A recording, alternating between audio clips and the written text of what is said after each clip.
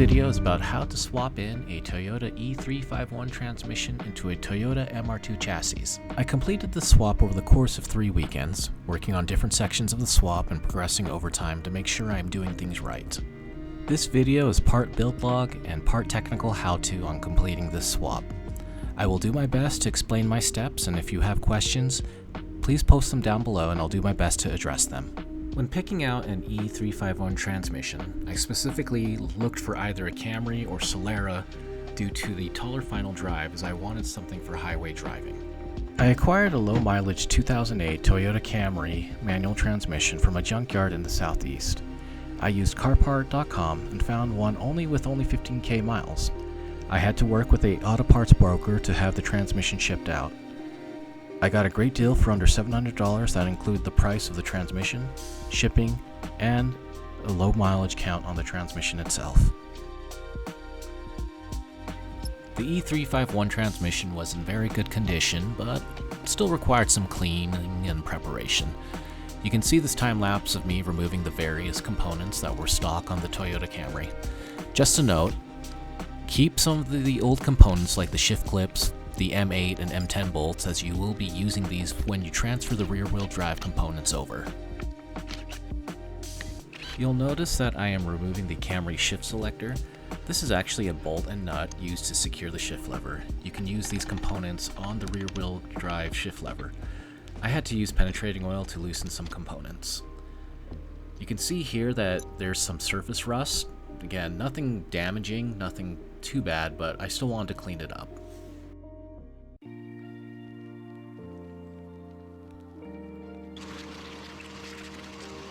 I used a mix of brake cleaner and a can of Coca-Cola to clean up some of the surface rust. I would pour some Coke into the bolt holes and clean them out of any dirt and debris. I do want to note here that I actually had to clean up the threads of these holes with a M10 by 1.25 thread tap. After I had mounted the transmission, I noticed that some bolts did not thread by hand, and I didn't want to risk damaging the threads by using an impact wrench or drill. Check the front, rear, and top thread bolts to make sure they are clean and they can at least be threaded by hand before torquing down.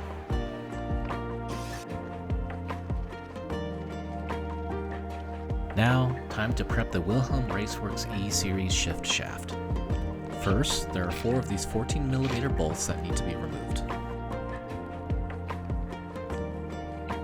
Remove the breather plug with a 17mm socket. The lock ball plug is 24mm. Remove the shift lever and take note of the orientation of the number 1 and number 2 inner shift components. Take a picture if you need to, as you will be transferring this over to the new shift shaft in the same order. I do not have an actual workbench or table vice grip, so I improvised with a cheap living room fixture as my table. You can use a dowel pin punch and a hammer to drive out the pins and disconnect the number 1 and number 2 inner shift components. After you've purchased your Wilhelm Raceworks E-Series shift lever, you can now begin to assemble the number 1 and number 2 shift components in exactly the same order. However, the number 2 component may differ depending on the E-Series transmission you have. There are other videos on YouTube showing the assembly of the Wilhelm Raceworks shift lever. Make sure you are matching up the right holes because it may differ from what you see on mine. You're going to use the innermost C-clip mounts for the E351 transmission. The outer clips are intended for E153 usage. Make sure the orientation of the shift lever is correct. The notch on the shift lever should be facing the downward position of the number 1 and number 2 shift components. The top side of the number 1 and number 2 shift components have the guide grid and a ball glide path. Now it's time to poke a hole through the transmission to use the Wilhelm Raceworks shift lever in a rear-wheel drive orientation. You need to be careful with the drilling section by not over-drilling for the oil seal placement. You can see at the very back of the shift lever tunnel where the hole is going to be drilled. We want to block off the inner portion of the transmission to prevent any metal shavings from getting inside. You can see how I packed a bunch of clean shop towels to the side and placed the drilling guide tube that you can order with the Wilhelm Raceworks shift lever inside.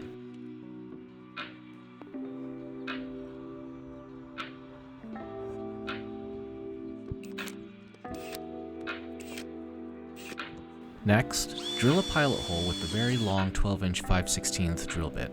Go slow and let the drill bit work into the transmission case. Clean up the metal shavings as you go along, as you want to minimize the chance of shavings getting into the transmission. Utilize a stip drill bit and slowly work your way up until the hole matches the size of the guide tube or the shaft lever. Remember to keep the shavings cleaned up as you continue to drill. You have to be very careful on this part. If you over drill, you might introduce play and looseness for the shift lever. You will see here how I go back and forth between the step drill bit and the 28mm bit to make sure that I am not over drilling. The idea here is to get the diameter of the guide tube that matches the shift lever size, and then drill for the oil seal placement. You will notice how there is about 1 to 2 inches of wall thickness to allow you to drill in with the 28mm drill bit for the oil seal placement. Take it slow and always check your measuring depth and always making sure the oil seal will fit. The oil seal itself is just a very tiny portion of it. You don't need to be fully inserted as you will be utilizing a boot cover that attaches to the seal.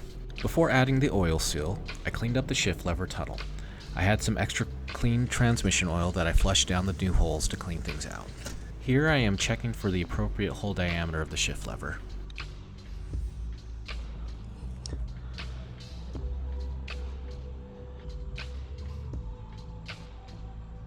Normally at this point, you will attach the oil seal to the transmission. I did this a little bit later as I had a friend who was helping me drop the E153 transmission, and this was a priority rather than setting JB Weld epoxy glue and waiting for it to cure.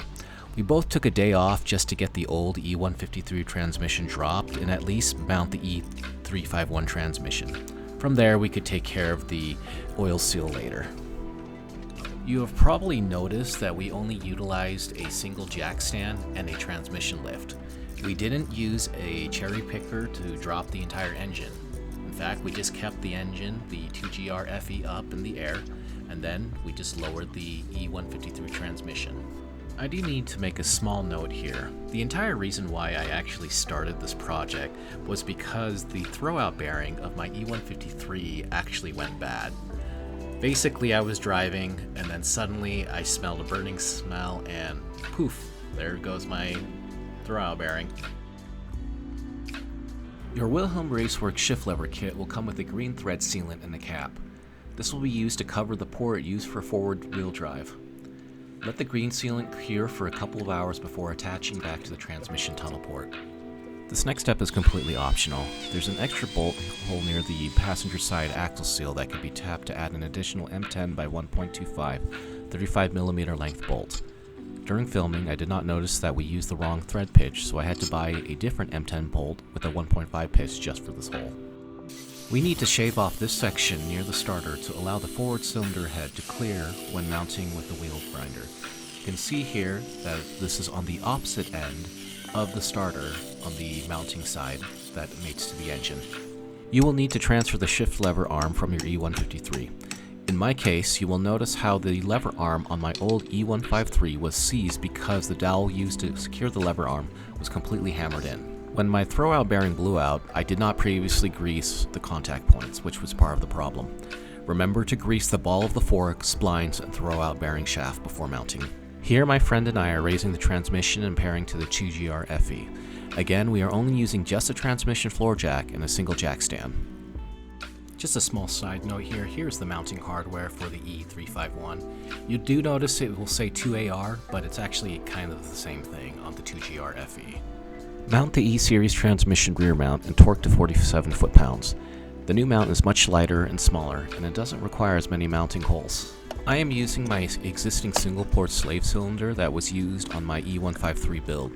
You will need to use the old mounting bracket that came with your E153 and attach it to the new transmission. Please pardon the use of zip lines in the engine bay for keeping things clean. You will still use your old E153 front transmission mount. This goes on top of the slave cylinder and shifter cable mount points. I also ended up reorienting the clutch line away from the headers. You will still use your E153 front mounting plate and mounting bracket. I don't have footage of attaching the front and rear mounting brackets, but here's the MR2 service manual that demonstrates the same thing. It is important that you install the rear mounting insulator to the crossmember bar first, and then add the through bolt that holds the Frankenstein Motorworks rear bracket in place. Your engine and transmission should tilt towards the rear mounting insulator first, and then you can attach the front through bolt. If you attach the front through bolt first and then the rear through bolt, the rear mounting plate on the crossmember will have a gap and cannot be mounted. It will have a slight lift, and it will actually damage the engine if you try and bolt it directly. It is now time to add the shift lever and its components. Normally you would have done all of this before pairing the E351 transmission to the 2GR FE, but again in my scenario, my friend and I took time off to prioritize mounting the engine before anything else. It's now time to add the shaft seal to the transmission. Again, this step should have been done prior to adding the transmission to the engine, but I made it work. Coat a small layer of JB Weld to the shaft seal. Let the Wilhelm Raceworks shift lever hold it in place. Let the JB Weld cure for about 24 hours. We then utilize a shift boot cover to cover the shaft seal and the actual shift lever. As you saw earlier, I had to source my shift arm from a different E153 transmission because the other one was stuck. You'll notice here the correct installation of the lever, where you utilize the dowel and nut to attach the arm. The previous owner took a hammer and simply drove the dowel in directly, resulting in a shift arm that was stuck. Look for the beveled edges and line them up to the notch on the lever. This is what the shift lever arm, shaft oil seal with boot cover, and Wilhelm Raceworks shift lever that's been now converted to a rear-wheel drive application look like assembled together. Before assembling the Bellcrank, I actually swapped out the old Toyota OEM square bushing for this Chico Raceworks circular bushing. This helps with making shifting a little bit smoother.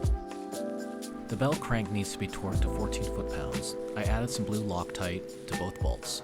You will need to assemble some custom axles where you have to mix the inner stubs with the outer splines. Wilhelm Raceworks already has the part numbers of the 4 axles that are needed for this swap. You will also need the 26 spline NA hubs, which are the same hubs from the MR2 SW21 5SFE engine model. I had to get my wheel hub swapped out because I was running E153 turbo axles. I want to thank Nasty Addiction Garage for helping me out with this one. I actually watched this video a couple times, and it's a great video if you need further explanation or you want a second perspective on how to do this stuff. So we're going to go ahead and start on the driver's side or left-hand side axles. 8156 goes to the outer hub, 8154 goes into the transmission. This is a 26 spline NA hub. It will only match with one of these outer stub ends and not the other.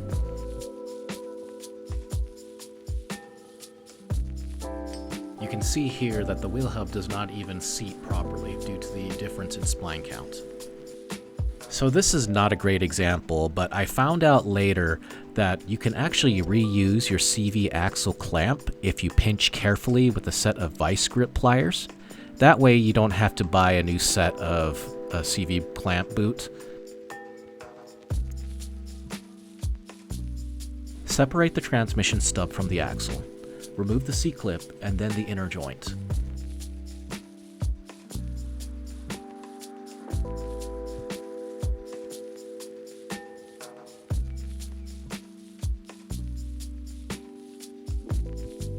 I also switched the boot so that it matches the original transmission stub it came with. Now you're going to transfer the boot, the inner joint, and the transmission stub end onto the other shaft. You can see here that I moved the parts over from 8154 to 8156.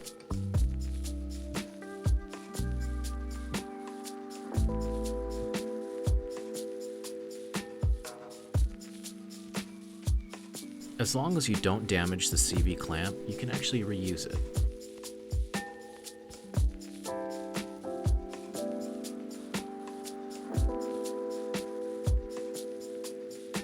Now it's time to do the right-hand side. You can see here that I checked the splines with the actual stub to confirm that I am working on the right one. You can do that as well so you don't get confused. You will notice here I'm a lot more elegant with removing the CV clamp. Again, just pinch and you'll be able to remove it just fine and reuse it. We do the same thing again. Remove the C-clip, remove the inner joint, and separate the boots.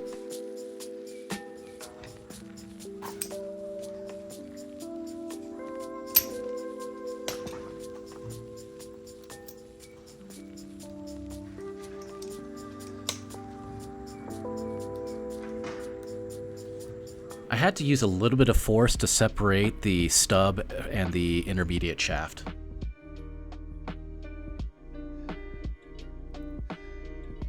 Remember, we are trying to transfer the same components over to the other stub and in the same order. Transfer some of the grease from the extra sub that's unused into the new stub. Transfer the inner joint from the intermediate shaft over to the new stub. Make sure they are matching. Don't forget your C-clip. When you pair the intermediate shaft with the newly transferred stub of the components, make sure you use a little bit of force to make sure it's seated properly.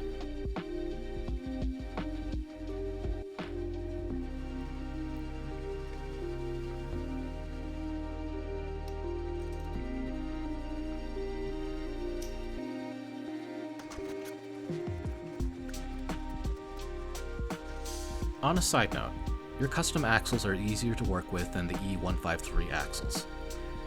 The custom axles are lighter, easier to assemble, but they don't utilize an inner cage holding ball bearings in a recess case, and you don't have to have locking bolts that require torque. And there you have it, matching stubs that go into the transmission, and matching splines that go into the wheel hub. One of the things about this swap is that you need to use aftermarket CV axle seals, not the Toyota OEM ones. After I had initially put everything back together and took a test drive with the new transmission, and I came home and I noticed that there was a pool of oil on my garage floor. Wilhelm notes that you need to use an aftermarket seal in order for the custom axle to engage properly. You can buy SKF or BCA, but I personally went with National. I don't have a photo of it, unfortunately, but if you compare the Toyota OEM seal with the National one or the other aftermarket seals, you'll notice that the aftermarket seals are a little bit longer by maybe about 2 to 3 millimeters, which is enough to stop the axle seal from leaking. Some E351 builds will use an electronic speed sensor, but my chassis, a 1992 Toyota MR2 SW21, still uses a mechanical speed sensor. I decided to still use the mechanical sensor as I did not want to change to a 1993 or newer cluster that supports digital speed sensor or a mechanical drive speed converter. You can still use an S54 transmission speed sensor and have the gear teeth modified by ATS Racing to have an improved speedometer reading. I sent my S54 speed sensor into ATS Racing for modification and installed it in my E351 transmission. Before driving, I filled up the E351 transmission with GL4 or Redline MT90 transmission fluid. I also opened up the backup light and used a long funnel to go ahead and fill it up through that. I don't like to use a transfer pump as it gets a little bit messy. Remember to change out the gaskets on the fill and the drain plug ports. At the time of publishing this video, I have driven about 55 miles on my MR2 2GR with an E351 transmission without problems. There are no leaks, no clutch engagement issues like I had with my E153. The Camry 5th gear final drive feels fantastic and I'm able to cruise at highway speeds at a much lower RPM at 5th gear. I went on some night driving, listening to music I like and just basking in the roar of the 2GR FE.